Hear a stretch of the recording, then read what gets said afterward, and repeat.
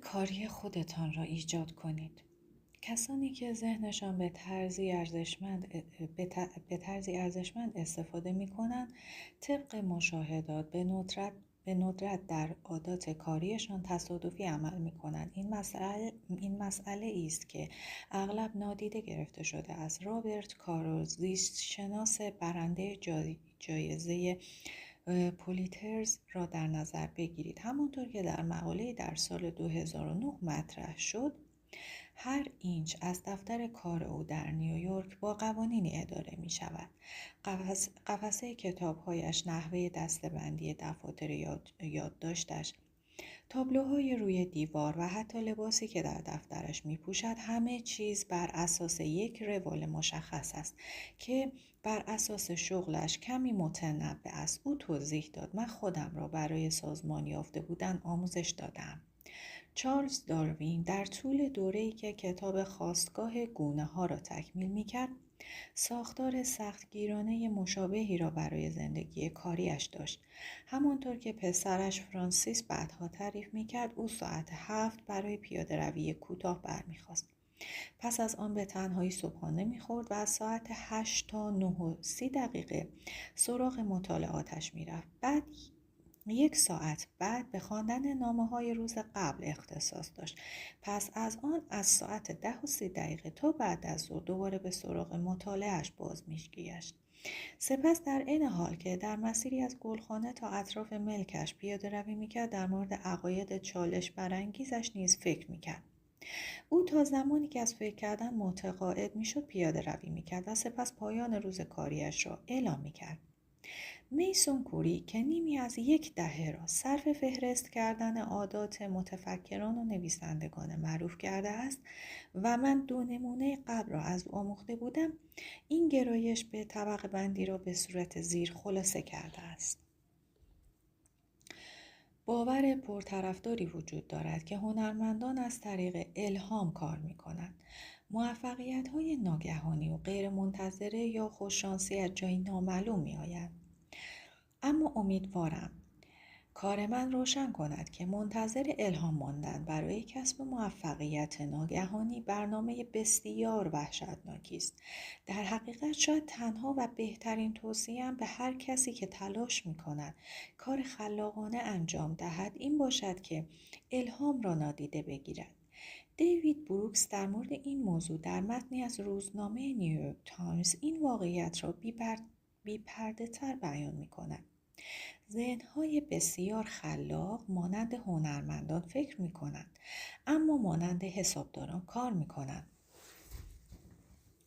این استراتژی پیشنهاد می‌کند برای استفاده حداکثری از جلسات عمیقتان، عادت‌ها و روتین‌هایی را با همان سطح سختگیری و شیوه ویژه‌ای ایجاد کنید که متفکران مهمی که قبلاً به آنها اشاره شد انجام می‌دادند. دلیل خوبی برای این تقلید وجود دارد. ذهن‌های بزرگی مانند کارو و داروین این عادت‌ها را برای عجیب و غریب بودن به کار نبردند. آنها این کار را انجام دادند زیرا موفقیت در کارشان بستگی به توانایی آنها در عمیق شدن دوباره و دوباره داشت. هیچ راهی برای برنده شدن جایزه پولیتزر یا پروراندن یک نظریه بزرگ بدون اینکه مغزتان را به عالی‌ترین حدش برسانید وجود ندارد. عادتهای آنها استحکاک موجود در این انتقال به عمق را به حداقل می‌رساندند و به آنها اجازه می‌دادند تا آسان‌تر به حالت عمیق بروند و مدت طولانی‌تری در این حالت باقی بمانند. اگر قبل از انجام کار جدی به جای آن منتظر الهام برای موفقیت ناگهانی می‌ماندند، احتمالاً دستاوردهای آنها به شدت کاهش می‌یافت. هیچ روال و عادت درستی برای کار عمیق وجود ندارد. مناسب بودن هر روال بستگی به فرد و نوع پروژه‌اش دارد. اما نکاتی وجود دارد که هر روال مؤثری باید آنها را در نظر بگیرد. کجا و برای چه مدتی کار خواهید کرد؟ روال و عادت شما نیاز به تعیین مکانی برای تلاش‌های مربوط به کار عمیق دارد؟ این محل می تواند به سادگی دفتر معمولی کارتان با در بسته و میز مرتب شده باشد. یکی از همکارانم وقتی در حال بررسی موضوع دشواری است، به سبک هتل‌هایی که علامت مزاحم نشوید روی در دفترش می‌چسباند. در صورت امکان با تعیین یک محل اختصاصی فقط برای کار عمیق مثل اتاق کنفرانس یا کتابخانه آرام، این اثر مثبت حتی می‌تواند بیشتر شود. اگر در مجموعه‌ای با دفتر کار باز کار می‌کنید، نیاز به پیدا کردن مکان عزلت نشینی برای انجام کار عمیق اهمیت ویژه‌ای پیدا می‌کند. صرف نظر از جایی که در آن کار می‌کنید، مطمئن شوید که یک چارچوب زمانی خاص به خودتان اختصاص می‌دهید تا این جلسه را به عنوان یک چالش مجزا و نه یک تقلای بی‌پایان حفظ کنید. وقتی شروع به کار می کنید چگونه کار خواهید کرد؟ عادت و روال کاری شما نیاز به قوانین و فرایندهایی دارد تا تلاش‌هایتان را ساختار کند. به عنوان مثال، ممکن است برای هر گونه استفاده از اینترنت ممنوعیت بگذارید یا یک معیار مانند تعداد کلمات تولید شده در فاصله هر 20 دقیقه را در نظر بگیرید تا تمرکزتان را حفظ کنید. بدون این ساختار مجبور خواهید بود این مسئله را که در طول این جلسات چه کاری باید انجام دهید و چه کاری نباید انجام دهید را دوباره و دوباره از لحاظ ذهنی بررسی کنید و ارزیابی کنید که آیا به اندازه کافی سخت کار می کنید یا خیر. این مثال موجب تخلیه غیر ضروری ذخایر نیروی اراده شما می شود. چگونه از کارتان حمایت خواهید کرد؟ روال کاری شما باید تضمین کند مغزتان حمایتی را که برای حفظ عملکردش در سطح عمیق نیاز دارد به دست می آورد. به عنوان مثال، ممکن است این روال مشخص کند که با یک فنجان قهوه خوب شروع کنید یا مطمئن شوید که برای حفظ انرژی و غذای کافی از نوع مناسب دسترسی دارید یا ورزشی سبک مانند قدم زدن برای کمک به حفظ شفافیت ذهنتان در برنامه گنجانده اید. همانطور که نیچه گفت، تنها ایده هایی که از طریق پیاده روی به دست می آیند ارزش دارند. همچنین این حمایت ممکن است شامل عوامل محیطی باشد، مانند سازماندهی مواد اولیه مورد نیاز کارتان به منظور به حداقل رساندن استکاکی که باعث اتلاف انرژی می شود. همانطور که در مثال کار رو دیدیم، برای به حد اکثر رساندن موفقیتتان باید از تلاش‌هایتان برای رفتن به عمق حمایت کنید. در عین حال این پشتیبانی باید روشمند شود تا برای فهمیدن این که در حال حاضر به چه چیزی نیاز دارید انرژی ذهنیتان را تلف نکنید. این سوالات به شما کمک می کند تا ساختن روال کار عمیق خودتان را شروع کنید، اما به یاد داشته باشید که برای پیدا کردن یک روال کاری پایدار ممکن است نیاز به آزمایش هایی داشته باشید. پس مشتاق کار کردن روی آن باشید. به شما اطمینان می دهم که این تلاش ارزشش را دارد. اگر چیزی را که احساس خوبی به شما می دهد به مرور توسعه دهید، تأثیر قابل توجهی خواهد داشت. کار عمیق موضوع مهمی است و نباید فعالیتی باشد که با بی‌دقتی پذیرفته شود. در زمینه این تلاش‌ها، روال و عادت پیچیده و شاید از نظر دنیای خارج کاملا عجیب و غریب، این واقعیت را پذیرفته است و ذهن شما را با ساختار و تعهدی که برای ورود به حالت تمرکز نیاز دارد، یعنی جایی که می توانید شروع به خلق چیزهای مهم کنید، تجهیز می کند.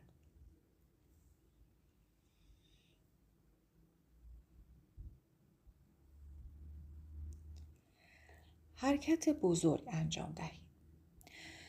در اوایل زمستان سال 2007 جی کی رولینگ تلاش می‌کرد تا کتاب یادگاران مرگ را که آخرین کتاب از سری هری پاتر بود تکمیل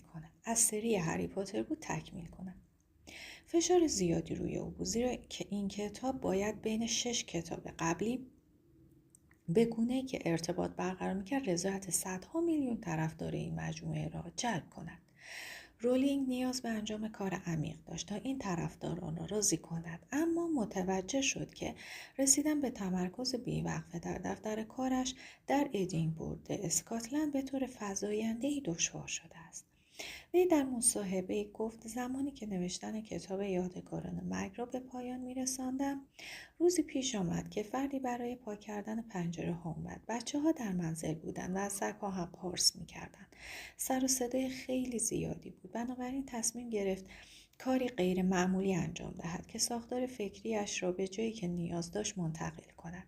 اتاقی در هتل 5 ستاره بالمورال واقع در مرکز شهر ادینبورگ اجاره کرد.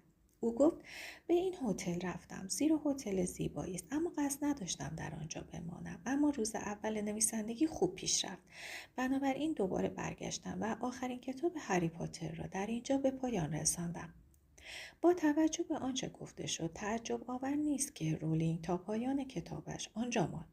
این محیط برای پروژه‌اش عالی بود. بالمورال که یکی از لوکس ترین هتل های اسکاتلند است، ساختمان قدیمی است متعلق به دوره ویکتوریا و مزین به سنگکاری و یک برج بلند ساعت. فاصله کمی هم با قلعه ادینبورگ دارد که یکی از الهام‌های رولینگ برای تصور کردن هاگوارتس بود. تصمیم رولینگ برای اجاره اتاق در یک هتل مجلل در نزدیکی قلعه ادینبورگ نمونه از یک استراتژی غیرعادی اما مؤثر در جهان کار عمیق است. حرکت بزرگ.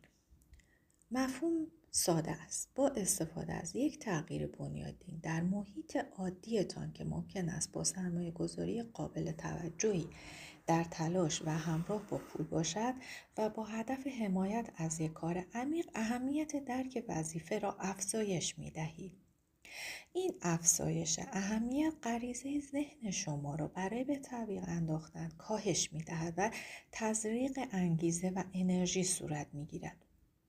به عنوان مثال، نوشتن یک فصل از رمان هری پاتر صرف نظر از جایی که آن را انجام دهید کاری دشوار و انرژی بر است، اما هنگامی که برای نوشتن یک فصل از این مجموعه در هتل قدیمی نزدیک به یک قلعه به سبک هاگوارتس بیش از $1000 در روز می‌پردازید، جمع‌آوری انرژی برای شروع اداره این کار آسان‌تر از انجام آن در دفتر کار خانگی‌تان است و عوامل حواس پرتی زیادی برایتان ندارد. هنگامی که عادتهای افراد مشهور دیگری را که کار عمیق انجام می‌دهند مطالعه می‌کنید، در اغلب موارد استراتژی حرکت بزرگ وجود دارد. برای مثال بیل گیتس طی زمانی که مدیرعامل شرکت مایکروسافت بود به در نظر گرفتن هفته‌های فکر معروف بود. او در طول این هفته‌ها کارهای عادی و تعهدات خانوادگی‌اش را کنار می‌گذاشت و در یک اتاقک با مجموعه‌ای از مقالات و کتاب‌ها به عزلت نشینی می‌پرداخت. هدف او این بود که عمیقاً و بدون حواس پرتی به مسائل بزرگ شرکتش فکر کند. برای مثال در طی یکی از این هفته‌ها او به این نتیجه مشهور رسید که اینترنت در حال تبدیل شدن به یک نیروی بزرگ در صنعت است. هیچ چیز فیزیکی وجود نداشت که گیتس را از تفکر عمیق در دفتر کارش در اداره مرکزی مایکروسافت در سیاتل باز دارد. اما این نوآوری در عزلت نشینی یک هفته‌ای به او کمک کرد تا به این سطح مطلوب از تمرکز دست پیدا کند. آلن لایتمن، فیزیکدان دانشگاه MIT و برنده جایزه رمان نویسی، هم از حرکات بزرگ استفاده می کند. او هر تابستان در جزیره کوچکی در مین عزلت نشینی می کند تا به طور عمیق فکر کرده و تجدید نیرو نماید. حداقل تا سال 2000 که این کار را در مصاحبه‌ای مطرح کرد، این جزیره نه تنها فاقد اینترنت بود بلکه سرویس تلفن هم نداشت. همانطور که او بعد از آن تصدیق کرد، در این 2.5 ماه است که واقعا احساس می‌کنم می‌توانم دوباره به آرامش‌هایی در زندگیم دست یابم، چیزی که پیدا کردنش بسیار سخت است. هر کسی این آزادی را ندارد که 2 ماه را در می سپری کند، اما بسیاری از نویسندگان از جمله دنیل پنیک و مایکل پولان این تجربه را با ساختن اتاقک‌های مخصوص نوشتن در خانه‌های خودشان که اغلب با هزینه و تلاش قابل توجه همراه است، در تمام طول سال شبیه سازی می کنند. پولان حتی یک کتاب هم در مورد تجربه ساخت اتاقکی در جنگل پشت خانه سابقش نوشته است. این ساختمان‌های فرعی برای این نویسندگانی که فقط به یک لپتاپ نیاز دارند تا کارشان را انجام دهند خیلی هم ضروری نیست، اما این امکانات رفاهی اتاقک‌ها نیست که ارزشمندشان می‌کند، بلکه حرکت بزرگی است که در طراحی و ساخت این اتاقک‌ها و به منظور یگانه هدف توانمند کردن افراد برای بهتر نوشتن نمایان می‌شود. نیازی نیست این حرکت بزرگ دائمی باشد. ویلیام شاکلی، فیزیکدان آزمایشگاه بل، در رقابتی شدید موفق به اختراع ترانزیستور شد. زمانی که روی پروژه دیگری کار می‌کرد، 2 نفر از اعضای تیمش به موفقیت بزرگی دست یافتند. او خودش را در اتاق هتلی در شیکاگو، جایی که ظاهراً برای شرکت در یک کنفرانس سفر کرده بود، زندانی کرد. از اتاق بیرون نیامد تا زمانی که جزئیاتی را که برای طراحی بهتر در ذهنش داشت مرتب کند. هنگامی که در نهایت اتاق را ترک کرد، یادداشت‌هایش را با پست هوایی برای موریهیل در نیوجرسی فرستاد و یکی از همکارانش توانست آنها را در دفتر یادداشتش وارد کند و با ثبت زمان آن این اختراع را به نام خودشان ثبت کند. این اختراع ترانزیستور که شاکلی در این تفکر عمیق روی آن کار می‌کرد، منجر به این شد که به همراه 2 تن دیگر از همکارانش جایزه نوبل فیزیک را دریافت کند. یک مثال بسیار افراطی‌تر از حرکتی بزرگ در گذشته که منجر به نتایج مثبتی شد، داستان پیتر شانکمن، کارآفرین و پیشگام رسانه‌های اجتماعی است. شانکمن در مقام سخنرانی محبوب بیشتر وقتش را صرف پرواز با هواپیما می‌کرد. او سرانجام متوجه شد که محیط ایدئالش برای تمرکز در ارتفاع 30,000 فوتی قرار دارد. همانطور که در یک پست وبلاگ توضیح داد، به صندلی قفل شدم، در حالی که هیچ چیز در مقابلم وجود ندارد، هیچ چیزی هم برای حواس پرتی وجود ندارد. هیچ کاری نمیتوانم انجام دهم به جز اینکه با افکارم همراه شوم. پس از این درک بود که شانکمن قرارداد کتابی را امضا کرد که فقط 2 هفته طول کشید تا نوشتن آن را تمام کند. این کار نیاز به تمرکزی باور نکردنی داشت. شانکمن برای رسیدن به این حالت کاری غیر متعارف انجام داد. بلیط رفت و برگشت به توکیو را رزرو کرد. در طول کل پرواز به ژاپن نوشت. هنگامی که به ژاپن رسید، یک اسپرسو در سالن فرودگاه نوشید. پس از آن برگشت و به سمت شهرش پرواز کرد. دوباره در تمام راه بازگشت هم نوشت. فقط 30 ساعت پس از ترک ایالات متحده، در حالی که به خانه برمیگشت که نسخه تکمیل شده را در دست داشت. او توضیح داد این سفر $4,000 هزینه داشت و هر پنی این هزینه ارزشش را داشت. در تمام این نمونه ها فقط تغییر محیط یا جستجوی سکوت نیست که عمق بیشتری را فراهم می کند. نیروی غالب، تعهد روانشناختی بسیار جدی به وظیفه‌ای است که در دست انجام دارید. قرار دادن خودتون در یک مکان عجیب و غریب برای تمرکز روی یک پروژه نویسندگی یا تعطیل کردن 1 هفته یک کار فقط برای فکر کردن یا زندانی کردن خودتان در اتاق هتل تا زمانی که اختراع مهمی را کامل کنید. این حرکات اهداف عمیق شما را به سطحی از اولویت ذهنی می‌رسانند که منابع ذهنی مورد نیازتان را باز می‌گشایند. گاهی اوقات برای اینکه به عمق بروید، ابتدا باید حرکت‌های بزرگی انجام دهید.